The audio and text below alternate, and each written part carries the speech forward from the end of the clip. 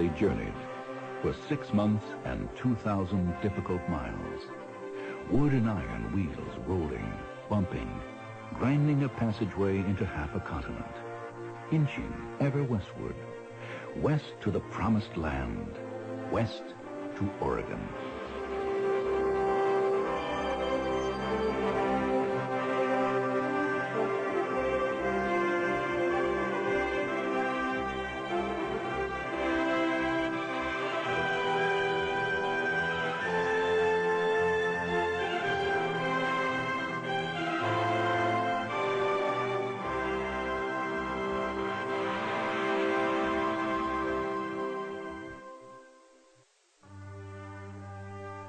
In the early 1840s, Americans from all walks of life were restless. They had read the accounts of explorers and trappers who penetrated the western wilderness. Now pictures of a bountiful land, rich with fish and game, filled their heads. Fertile valleys, ripe for the plow, and land ready for the taking, seized their imaginations. A fever set in, an Oregon fever. It was fueled by discontent, with falling farm and crop prices, bank and business failures, and soaring unemployment. It was driven by an urge, a longing for fresh horizons, uncrowded surroundings, an opportunity to start anew. Each day, newspapers ran stories, opinions, and letters from Western travelers. Some were well-tempered, others bordered on the absurd. Out in Oregon, the pigs are running around under the great acorn trees, round and fat and already cooked with knives and forks sticking in them, so you can just cut off a slice whenever you're hungry. In 1844, presidential candidate James K. Polk promised to extend the boundaries of the Oregon country all the way to the 54th parallel, an area that included British-held territory. His campaign slogan, 5440 or Fight, became the rallying cry for national expansion. The Oregon fever rose. Journalist John L. O'Sullivan added fuel to the fire by writing that it was America's manifest destiny to extend to the Pacific, a mission ordained by God, a notion that virtually ignored the existence of the Native Americans. The public embraced the concept, driven by patriotism, plagued with financial troubles, searching for a better life and an opportunity for free land. People's hearts and souls turned toward the setting sun. They told him his family would all be killed by the Indians, or if we escaped the Indians, we would either starve to death or drown or be lost in the desert. But Father was not much of a hand to draw back after he put his hand to the plow, so he went ahead and made ready for the trip. Benjamin Franklin Bonney, 1845. Preparations took months. Decisions were endless. The first order of business was a wagon. But not just any wagon. The old, bulky Conestoga wouldn't do, nor would the family farm wagon unless modified. This vehicle would have to be lighter, stronger, shorter, tough enough to withstand the torturous conditions and weather extremes of a 6-month journey across a raw landscape. The wagon should be built on a wide track with a box between 22 and 24 inches high and about 11 feet long. Everything should be made out of well-seasoned wood. It should be fitted with a falling tongue. Tires should be not less than 1 3/4 inches wide and should be fastened on with bolts, not nails. The hoops should be no more than 5 feet from the bottom of the wagon box and covered with 2 thicknesses of heavy drilling. Without any springs to soften the ride or brakes to avoid accidents, these wagons were nonetheless well suited to the rigors of the trail. Their billowing canvas tops reminded many of the sailing ships on which their ancestors had crossed the ocean so many years ago. And so they christened them prairie schooners. All manner of supplies were required for the long journey ahead, including spare wagon parts, tools, cooking utensils, bedding, clothing, and food. Plenty of food. For each adult, 200 pounds of flour, 300 pounds of pilot bread, 75 pounds of bacon, 10 pounds of rice, 5 pounds of coffee, 2 pounds of tea, 25 pounds of sugar, half a bushel of dried beans, a bushel of dried fruit, 2 pounds of saleratus, 10 pounds of salt, and a half a bushel of cornmeal. Over 1.5 tons of provisions crammed into these small wagons demanded strong animals to pull them. Horses were seldom used on the Oregon Trail. Oxen and mules were preferred. Oxen were the first choice for their stamina, their ability to subsist on prairie grasses, and the general lack of interest by the natives in stealing them. They were cheaper than mules, and in an emergency, you could always eat them. In 1840, the population of the United States was 17 million. Missouri was the frontier, one of America's newest states. Out in the Oregon country, Americans numbered a mere 400 souls. In between, there was nothing but wilderness. Any who entered this strange, often hostile land were true foreigners, immigrants. Today, most of us take moving to a new community in stride. It might be difficult, but we know we can always stay in touch with friends and relatives by phone or a quick trip back. In the 1840s, goodbyes were different. It was farewell to family and friends, to a comfortable home, to security and safety, perhaps forever. Most immigrants never saw who and what they left behind ever again. This did not dissuade them. Journeying to the nearest river port, they booked passage on steamboats at $6 for a cabin, $4 for the deck. Down the Ohio and up the Mississippi they sailed until they reached settlements on the Missouri River. Jumping off places they were called, for towns like Westport, Council Bluffs, and St. Joe's were the last bastions of civilization before the wilderness. But one town in particular echoed the state of mind of many a pioneer: Independence. Independence, Missouri, in the 1840s was rowdy, tough, and tolerant of most anything. Independence Landing lay cluttered with cargo and equipment. As the wagons rolled off the sternwheelers, oxen strained up the steep grade to Independence Square. Here, dozens of blacksmith shops hammered out iron shoes and fittings 18 hours a day. Wheelwrights, wagon makers, and outfitting shops catered to the wagon train trade. Noise and confusion reigned supreme. Traders, trappers, and immigrants filled the streets and stores. All were in a hurry, jostling one another, and impatient to get through with their business. William G. Johnston, 1849. When fights broke out or laws were violated, frontier justice prevailed at the log courthouse. It was often a stern judgment.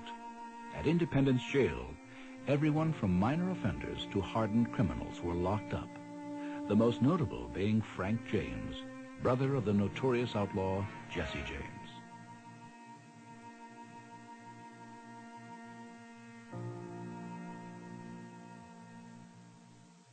Back in town, aspiring overlanders milled about seeking to form or join wagon trains, eager to embark on a journey of a lifetime.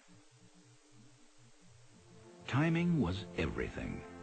Nature gave the signal when the prairie grasses reached 4 inches high and the mud began to harden, usually mid-April to May. Those who left earlier risked a shortage of forage for the team animals. Any who departed later faced certain snow in the Blue Mountains of the Oregon country. That left about 6 months. 6 months to travel 2,000 miles. Many wives pregnant or with small children were fearful of the journey and the harm that could come to their families. Their husbands, on the other hand, were exhilarated by the prospect, feeling the pull of a great quest. Single men and women Teenagers and children were consumed with excitement and curiosity. Most were totally innocent of the dangers that lie ahead. Others understood the risks and the potential rewards.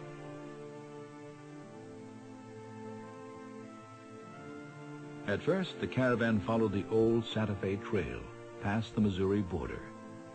About 3 days out of Independence, the trail split. The Santa Fe Trail continued in a southwest direction. The road to Oregon headed northwest. It was spring.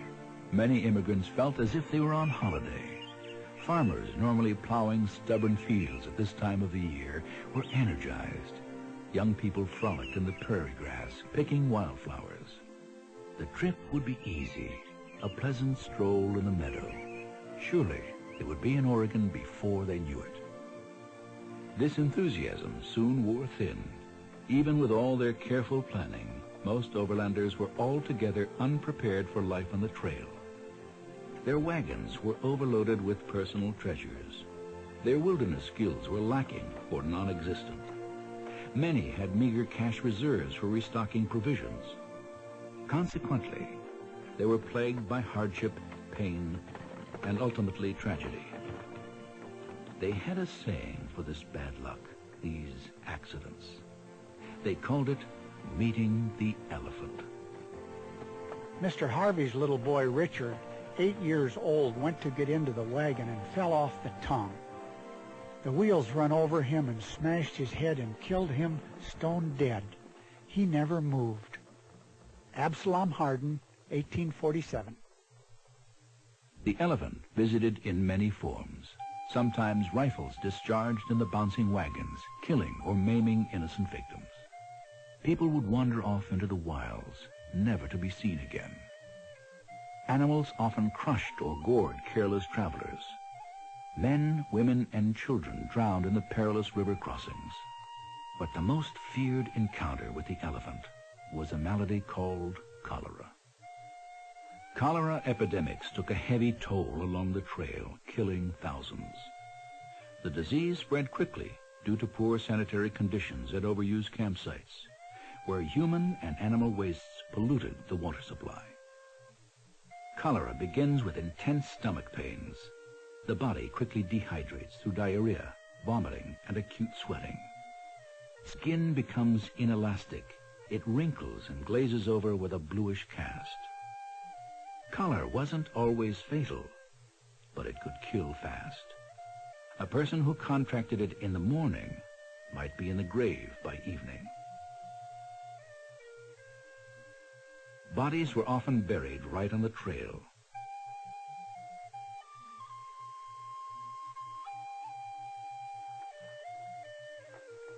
The wagons rolled right over the sad tombs to obscure the smell. For immigrants had seen all too many human bones scattered along the trail. Graves of loved ones dug up by scavenging wolves.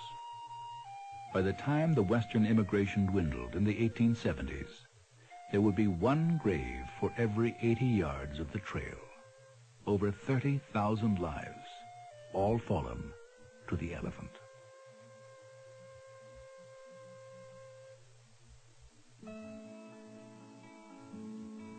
Water, or lack of it, influenced every turn, every bend, every ascent and descent on the Oregon Trail. The immigrants could carry only so much water in their wagons, so they sought out overnight camps with a good water source. Water for cooking, for washing, for bathing, for quenching thirsts both human and animal. River courses were followed for hundreds of miles, not only for their water. They were often the easiest passage through an otherwise harsh landscape. But the rivers were a curse as well as a blessing. Each had to be crossed, and sometimes recrossed many times over. The Kansas, Little and Big Blue, Red and Black Vermilion rivers were the first of many. Some crossings were shallow enough to simply ford or roll right across.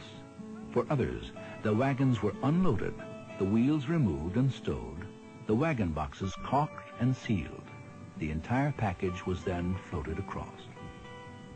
Out in the current, bobbing and swaying like rudderless ships, the prairie schooners truly lived up to their name. Once safely on the other side, everything was painstakingly reassembled and reloaded again. At some crossings, when wood was available, rafts were frequently assembled. Wagons and supplies floated across on these crude vessels. The animals swam. Soon, in true entrepreneur spirit, ferries and toll bridges began to appear along the trail. Some operators charged the overlanders outrageous fees. Others, like David McCannell's bridge over Rock Creek Station, imposed more modest tolls, anywhere from 10 to 50 cents per wagon, depending upon the ability to pay and the size of the load. Rivers weren't the only obstacle the immigrants had to deal with as they made their way west. The weather was unpredictable at best, and the prairie thunderstorm was a force to be reckoned with. We had a dreadful storm of rain and hail last night, and very sharp lightning. It killed 2 oxen. The wind was so high I thought it would tear the wagon to pieces. Nothing but the stoutest covers could stand it. Amelia S. Knight, 1853. Evening temperatures often dipped below freezing, while searing daytime heat sapped energy and blistered lips. In places, there were no trees, no shade, and no breeze, but usually plenty of dust.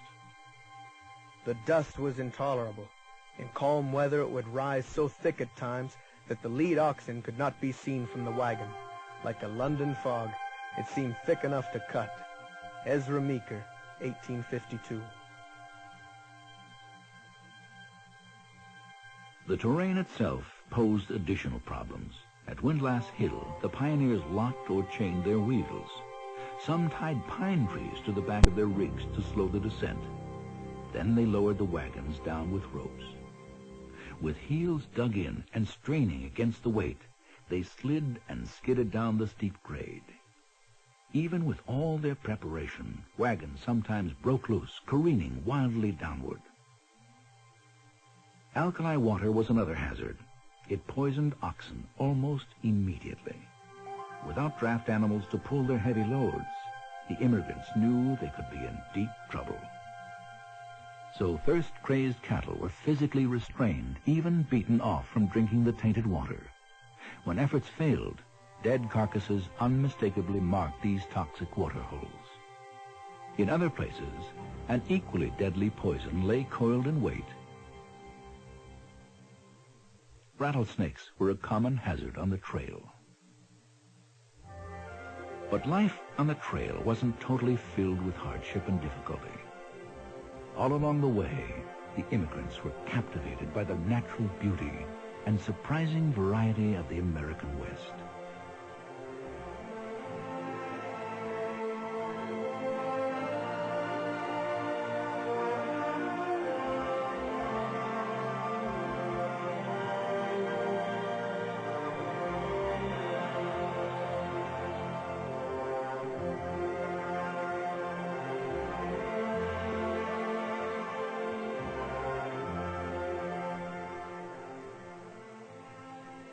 At Soda Springs, carbon dioxide-infused water bubbled up from the ground.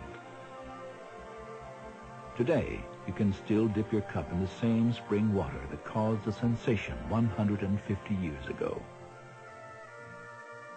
At Ayer's Natural Bridge, the overlanders marveled at this red rock formation arching across shimmering Laprelle Creek. The wondrous Thousand Springs originated partially from the subterranean Lost River of eastern Idaho. The immigrants stood transfixed as great volumes of white water emerged from sheer canyon walls and streamed down in lacy ribbons to the Snake River far below. Yet even at these idyllic places, the elephant would still come calling. It happened at Alcove Spring. We found a large spring of water, as cold and pure as if it had just been melted from ice. It gushed from a ledge of rocks which compose the bank of the stream, and falling some 10 feet, its waters are received into a basin. Edwin Bryant, 1846. While the men of an 1846 party constructed a raft across the raging Big Blue River at Alcove Spring, Sarah Keyes, the grandmother with the group, died. Her demise was a harbinger of bad luck, for this was the ill-fated Donner Party. When trapped in a blizzard in the Sierra Nevada mountains for months on end, its starving members finally resorted to the unthinkable in order to survive: cannibalism. Although the plight of the Donner Party is well documented, many myths of the Oregon Trail continue to persist. Popular fiction, art, motion pictures, and television have all romanticized life on the trail at the expense of accuracy. Like the misconception that the immigrants rode most of the way. The truth is, most immigrants walked the entire 2,000 miles. The small 10-by-4 prairie schooners were piled high with provisions. There simply wasn't much room for people. Only the sick, some women, and the smallest children rode. Besides, walking was preferred to the bone-jarring ride of the wagons. Another myth concerns the Native Americans. Indians seldom attacked wagon trains during the early years of the migration. All told, there were only a few hundred pioneer deaths in the first 2 decades caused by Indian hostility. In fact, without the help of friendly natives, many immigrants would never have made it to the promised land.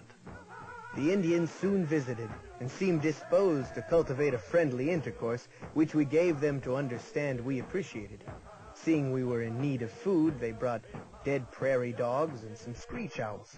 Doubtless these are considered delicacies among them. Samuel Hancock, 1845. And while the overlanders did draw their wagons into circles, it wasn't to fend off Indian attack. This noontime and evening formation helped control livestock and provide some protection from storms. Long single-file lines of wagons stretching to the horizon are also the product of artistic license. In reality, wagons were more often spread out in width when conditions permitted.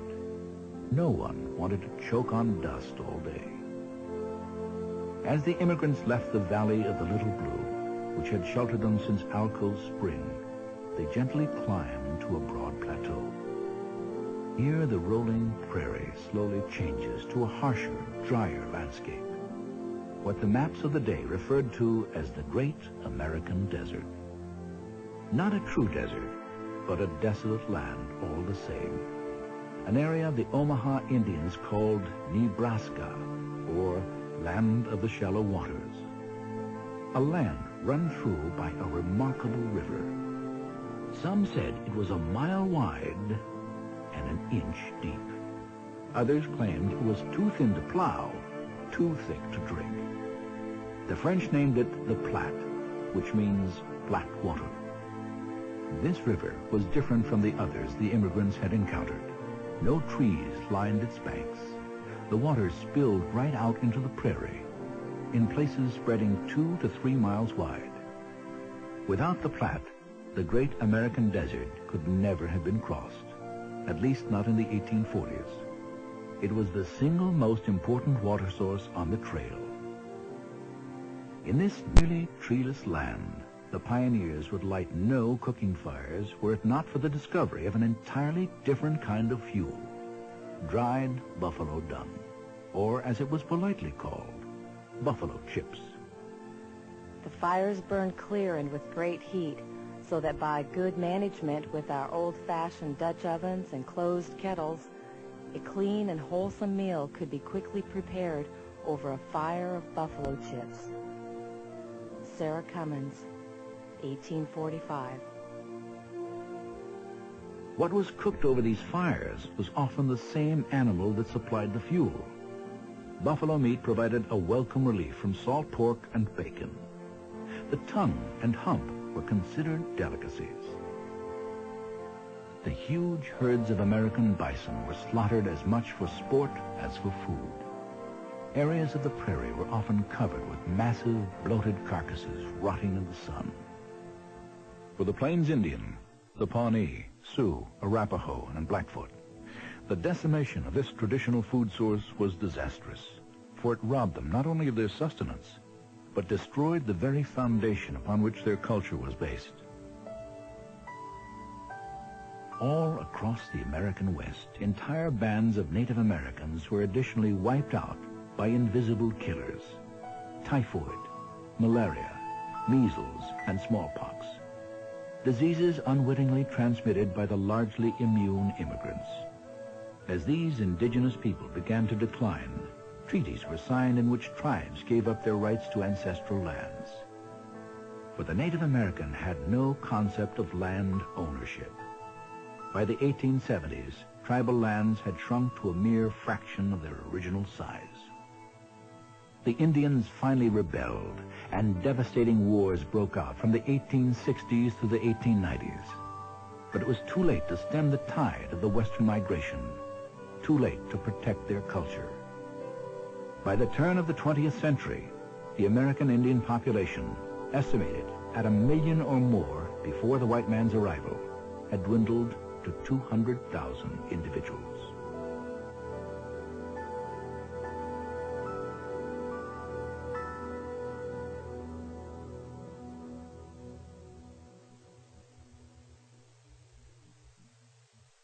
Many trails from the jumping-off towns on the Missouri River converged at the Platte, forming the Great Platte River Road. Down this natural corridor rolled the pioneers on their way to a stopover at Fort Kearny. Forts at strategic locations all along the length of the trail were eagerly anticipated. Inside were amenities that soothed the souls of the travel-weary. Surrounded by these protective walls were stores and warehouses, blacksmiths and carpenter shops, a central kitchen, even rooms for rent. Here the overlanders purchased supplies, repaired wagons, shoed animals, and, if they were lucky, received letters from home. Today, many of these fortresses have been reconstructed or restored and are open to the public.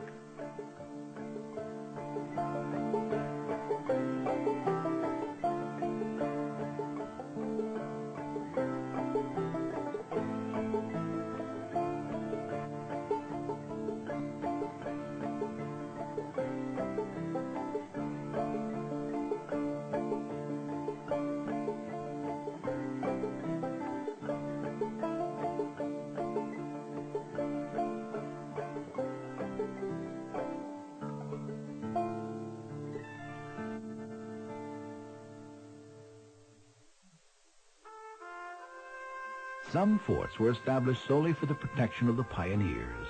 Garrisoned with U.S. troops, these solitary outposts were symbols of American interest in Western expansion. Through the Hudson Bay Company, the British had established their own strongholds. With these fur trading posts, the English hoped to retain their claim of prior occupancy to much of the Pacific Northwest. But try as they might, they could not turn back the ever-increasing stream of American immigrants. At Fort Hall, in what would become the state of Idaho, the early settlers were greeted with British hospitality and negativity. The chief trader at the fort, Richard Grant, discouraged the pioneers from continuing to Oregon by wagon. He painted a grim portrait of the dangers and hardship that lie ahead. But these wayfarers were no strangers to adversity. They had come this far and were not changing plans. With each fort along the way, whether American or English, prices crept higher than the last. Good wagons here bring from $4 to $30. Mules from $100 to $150. Everything you buy costs 4 times as much as it's worth, and everything you sell brings perhaps 1/10 its value. Dr. T, 1849. Ironically, some of the heftiest price gouging went on at citadels like Fort Laramie, built and run by American trappers and mountain men. Trappers were among the first to explore this vast western frontier, eventually opening it up for the overlanders. Legendary mountain men like Jedediah Smith, Thomas Fitzpatrick, Kit Carson, and Jim Bridger fanned out across this wild empire. They trapped and traded beaver and other animal pelts until the fur trade played itself out in the 1830s. Jim Bridger was the most famous trapper of them all. Although he didn't read words, His keen eyes could read a trail like a book. He discovered the Great Salt Lake and was one of the first white men to travel to South Pass over the Rockies. Later, he became an expert guide for both wagon trains and the military. The mountains were his home, and he never left them until the end, when his famed eyes began to give out. He spent the final years of his life in the jumping-off town of Westport, Missouri, totally blind. Jim Bridger died in 1881, but his legacy lives on as a pathfinder for a trail that bridged half a continent.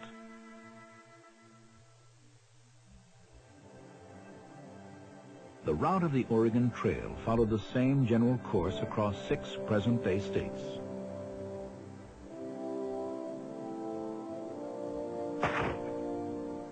Each morning, gunshots pierced the pre-dawn stillness, signaling the beginning of another day.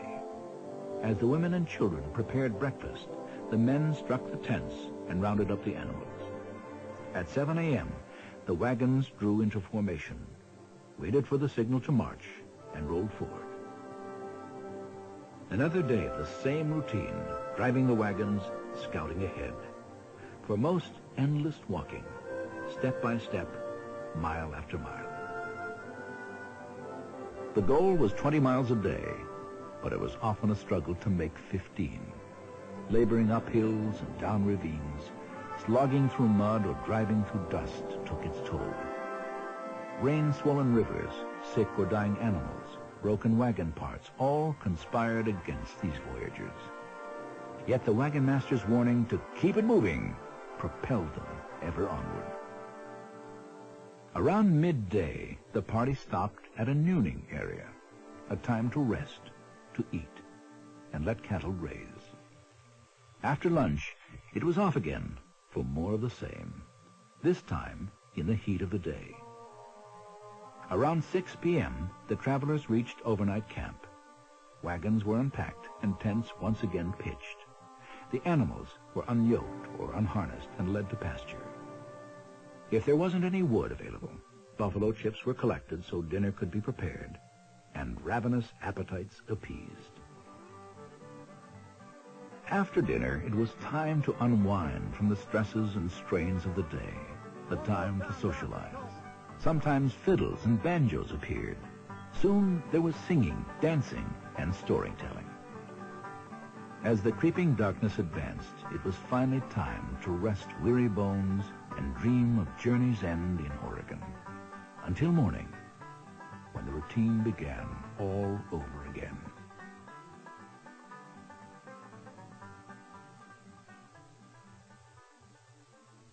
Every road has its signposts, its landmarks. The Oregon Trail was no exception. Some were minor stream crossings or obscure water holes. Others were harder to miss. In western Nebraska, the immigrants encountered 2 massive natural monuments standing tall against the hot blue sky: Courthouse Rock and Jail Rock. The atmosphere in this region is of remarkable clearness, for which cause we were unable to estimate distances with any precision. Courthouse Rock appeared only about 2 miles off, when in reality it was 10 or 12.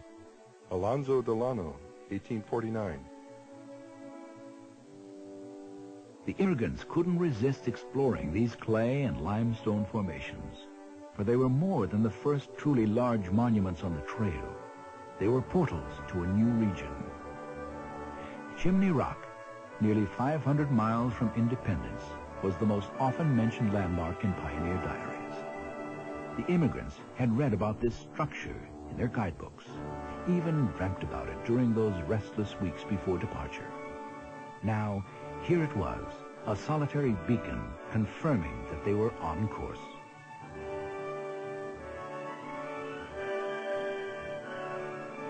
The last and largest of the landmarks on this section of the trail was the imposing 800-foot-high Scotts Bluff. The overlanders passed through this seemingly impenetrable wall via Mitchell Pass. Some pioneers climbed to the top of Scotts Bluff. There, they were rewarded with a grand perspective of where they had been and what lay ahead.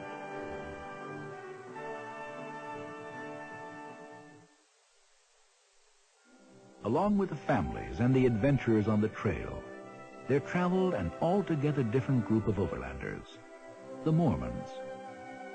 These deeply religious people forged their own trail on the north bank of the Platte to keep apart from the other immigrants and avoid competition for grazing and campsites.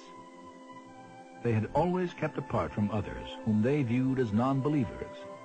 Because of this segregation, as well as other elements of their faith, like polygamy, they were persecuted. Led west by Brigham Young in 1846, nearly 60,000 would follow on the Mormon Trail during the next 8 years. Some were so poor that they traveled not in wagons, but with their possessions in handcarts. The Mormons eventually prospered in the valley of the Great Salt Lake, but their dreams of keeping their home an independent state failed. Utah Territory was established in 1850 and admitted into the Union in 1896. The Oregon Trail was not a single designated pathway east to west. It changed with each passing year. In some areas, it spread miles wide as the immigrants searched for fresh water, firewood, and grazing land. Grass is scarce and seems to be getting more and more scarce the further we go, having been used up by those ahead of us. We were obliged to drive our cattle 3 miles from camp tonight to obtain any grass whatever for them. Enoch W. Conyers, 1852. In other places, the trail narrowed to a single track due to geography. Thousands of wagons cut into the sandstone near Guernsey, Wyoming. These ruts are 6 feet deep in places.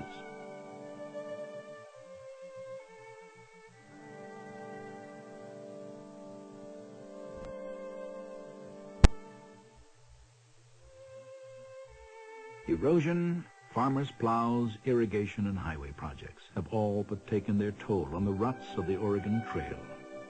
It is estimated that no more than 20% of these historic grooves remain.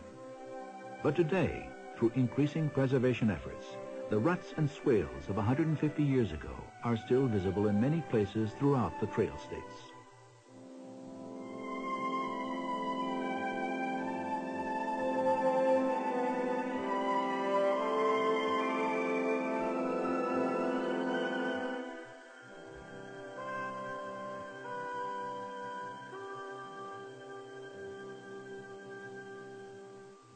All along the trail, immigrants scratched their names into every conceivable surface, leaving their mark for posterity. Much of this pioneer graffiti has eroded over the years, but in the soft, easily engraved rock of Register Cliff, these names are still remarkably preserved today.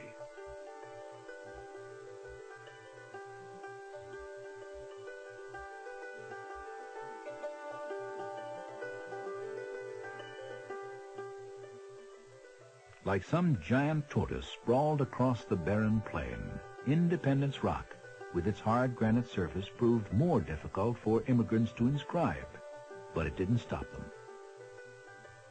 We found the rock literally covered with the names of immigrants. Some of these names were written with white or red chalk. Some were cut in the rock with a cold chisel, whilst others were written in with tar.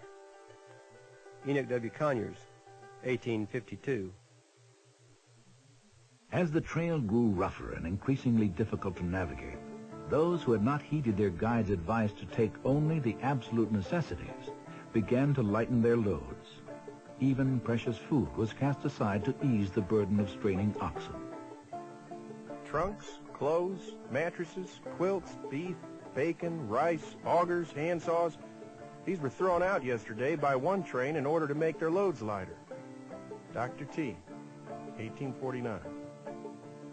In mean-spirited efforts, some made sure others could not use what they discarded by first destroying it. Others, more charitably inclined, left notes on pristine items directing those who found them to help themselves. After the barren, hellish landscape leading up to Independence Rock, the immigrants reached a river with water that seemed to flow from heaven itself, the Sweetwater. Why this stream is called Sweetwater, I don't know. But after being obliged to drink alkali water and the roily water from the River Platte most of the way, it certainly causes this pure mountain water to taste very sweet indeed.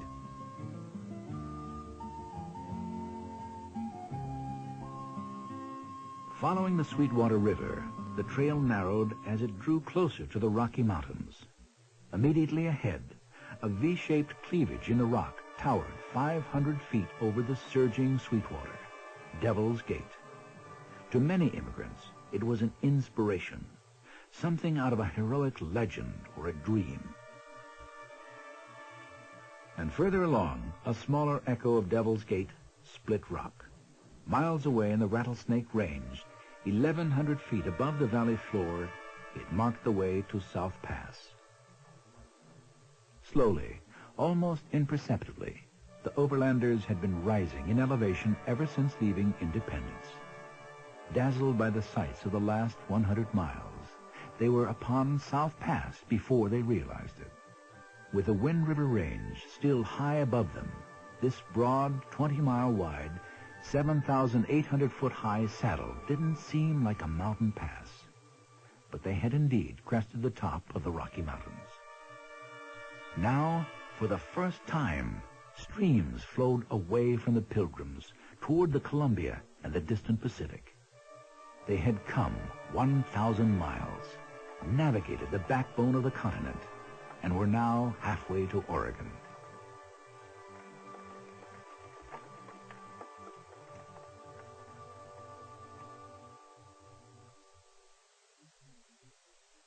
Throughout the early years of the trail, the destination of most wagon trains was the Willamette Valley in the Oregon country.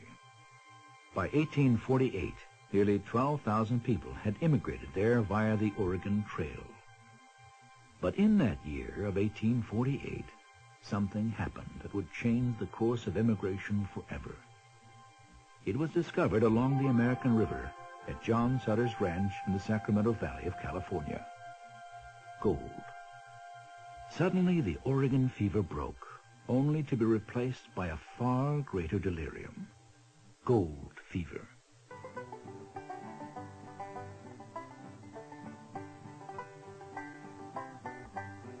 This new wave of immigrants included adventurers, gamblers, and troublemakers.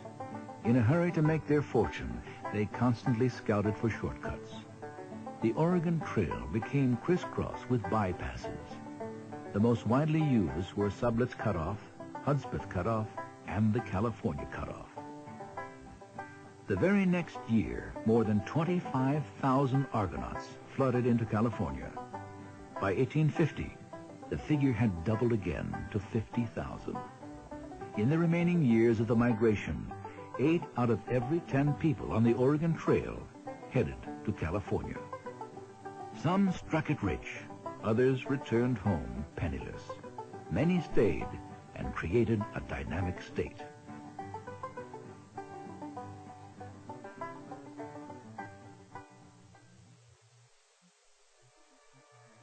After crossing South Pass, the immigrants followed another major river of the Oregon Trail. The Snake River was sometimes wide and smooth, but more often a twisting, violent tempest that thrashed through rapids and slashed out canyons. These sheer walls cut off the river from livestock and pioneers alike.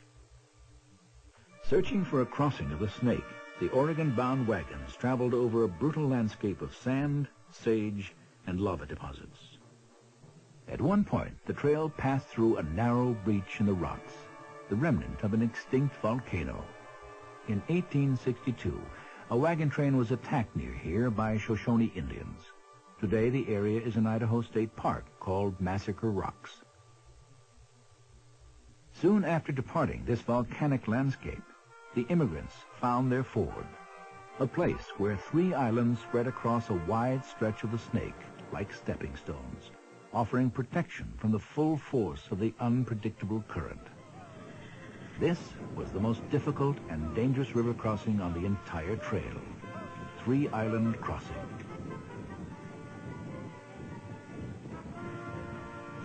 We forded the Snake River, which runs so swift that the drivers, 4 to a team, had to hold on to the ox yokes to keep from being swept down by the current. The water came into the wagon boxes, and after making the island, we raised the boxes on blocks. Elizabeth Wood, 1851.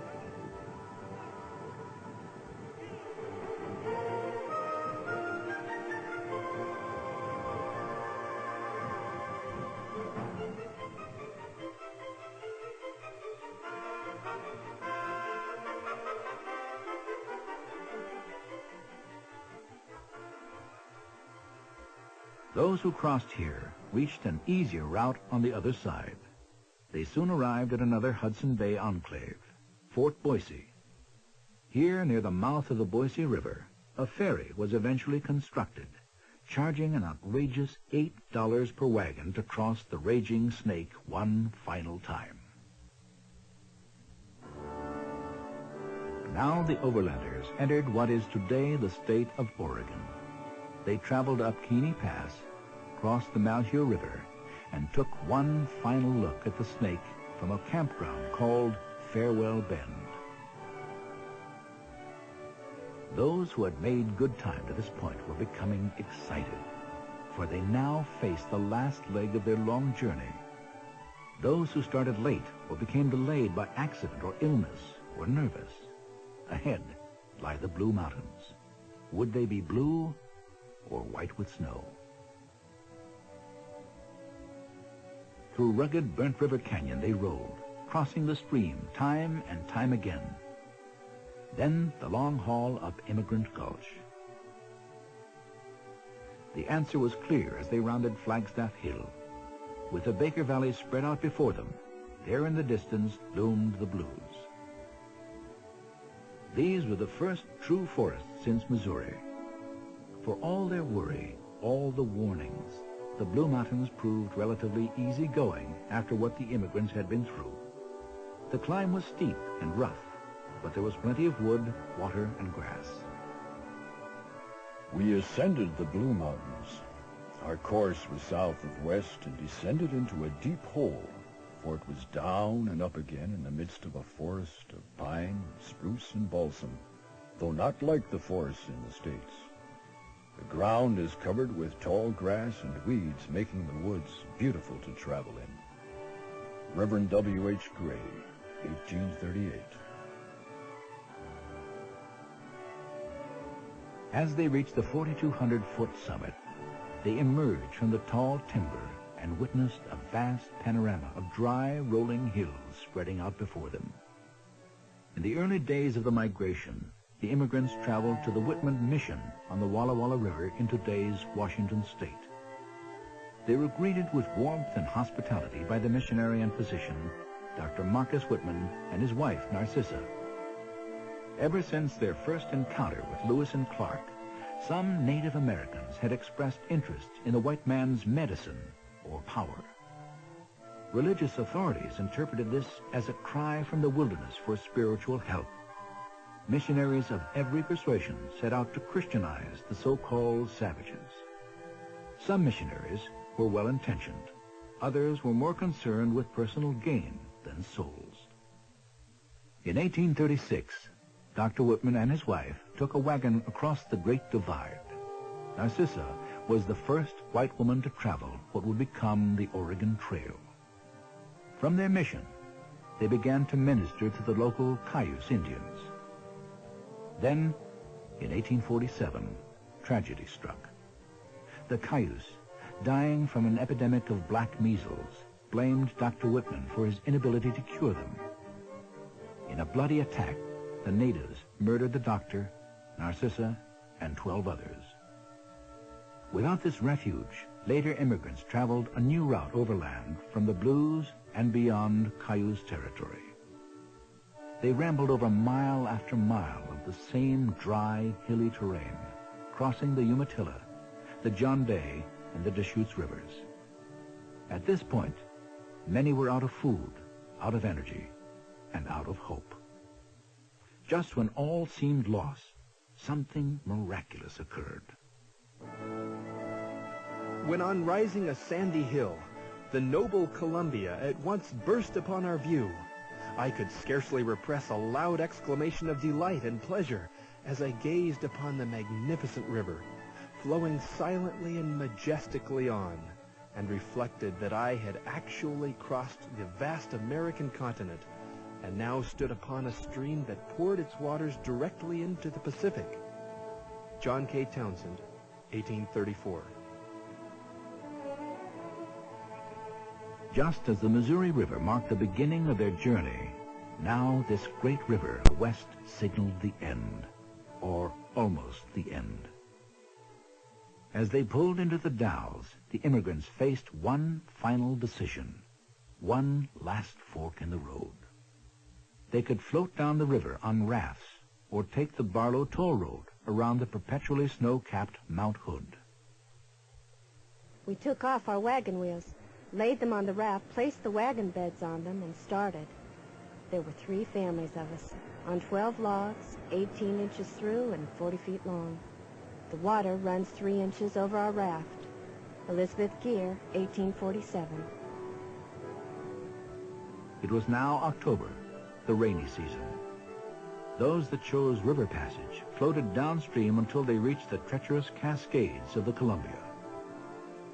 These terrifying rapids forced them to portage along the mud-infused banks. Here, nearly to the end of their long journey, the elephant brought tragedy anew. Just above the Cascade Mountains, one of our boats, containing 6 persons, was caught in one of those terrible whirlpools and upset. My son, 10 years old, my brother Jesse's son, Edward, same age, were lost. Lindsay Applegate, 1843. Calmer waters prevailed as they put back into the river and passed through the spectacular Columbia River Gorge. Some, too weary from 2,000 miles of travel, were numb to the grandeur. Others marveled at the sights.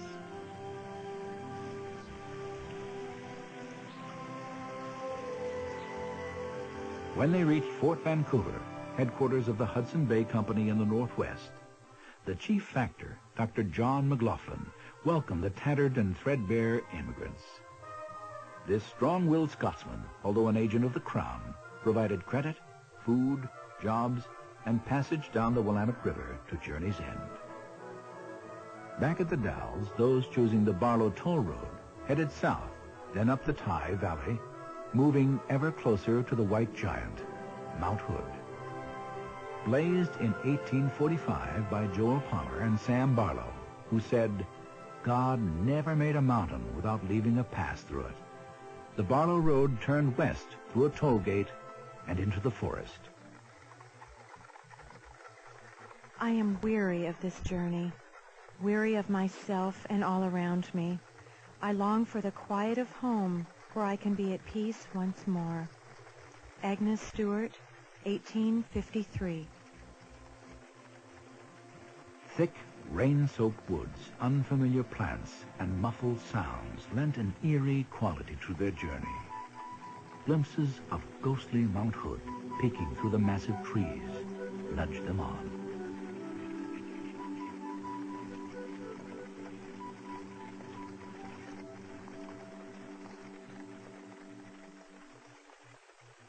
It was a tough pull up Barlow Pass, but the road posed no real problems until the immigrants came upon one final obstacle. Their hearts sank at Laurel Hill. The road on this hill is something terrible. It is worn down into the soil from 5 to 7 feet, leaving steep banks along both sides, and so narrow that it is almost impossible to walk alongside of the cattle for any distance without leaning against the oxen. Enoch W. Conyers, 1852. They had no choice. Locking wheels and snubbing ropes to trees, they lowered their wagons over the edge. Most made it down.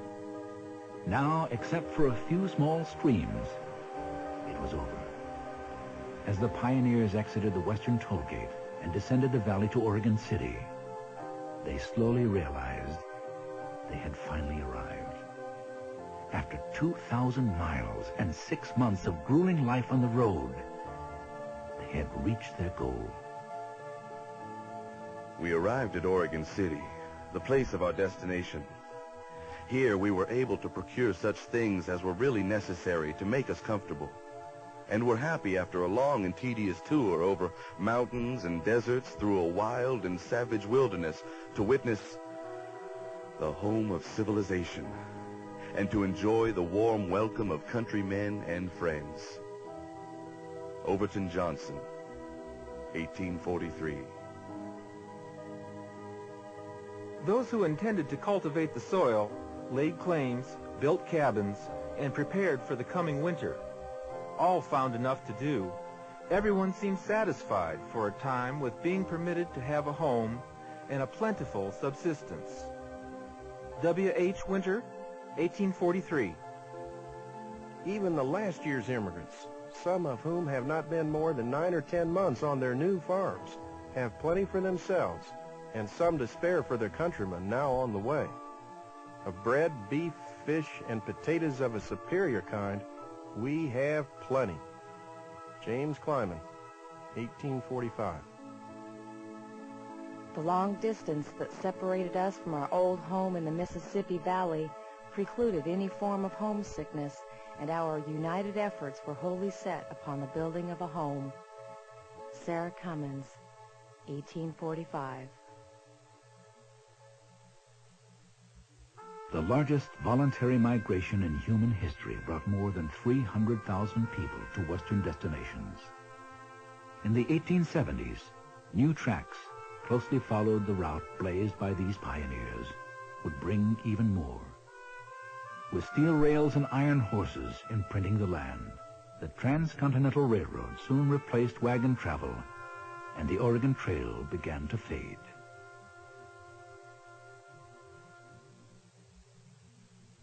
Today, interstate highways parallel the remnants of the Oregon Trail. What once took 6 months to navigate can now be traveled by car in a few days. But those who come to trace this history learn to take their time. They discover that there is more here than just these ruts, these swales, these graves. More than immigrant campgrounds and forts, river crossings and cutoffs. More than a mere road. Many come to understand that the Oregon Trail is an attitude, a state of mind, an indomitable spirit of independence and adventure, a willingness to set goals, take risks, and reach out for a dream. Putting faith in one's ability to overcome any obstacle and in the end emerge victorious. Today, we are still a country of movement and change, uprooting our lives to find better opportunities and new beginnings. This has always been the promise of America. This is our legacy, our gift, from those who went before us, west to Oregon.